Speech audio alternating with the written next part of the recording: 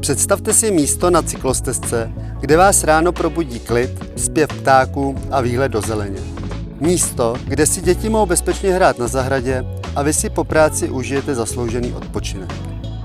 Právě takové bydlení nabízí novostavba 4+ KK ve Stráži pod Ralskem.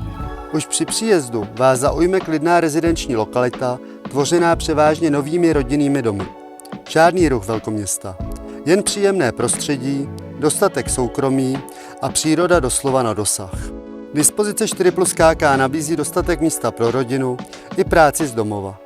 Každý pokoj má své soukromí a celý dům působí velmi vzdušně a promyšleně.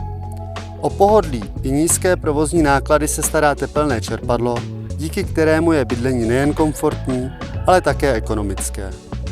Dům obklopuje prostorná zahrada, která nabízí dostatek místa pro vybudování bazénu, místa pro relaxaci, ale i dětské hry a chvíle strávené s rodinou a přáteli při letním grilování.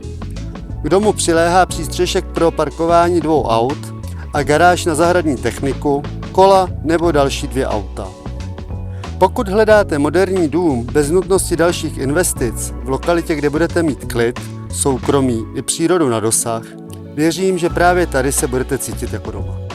Jmenuji se Tomáš Kypta a budu se na vás těšit na osobní prohlídce.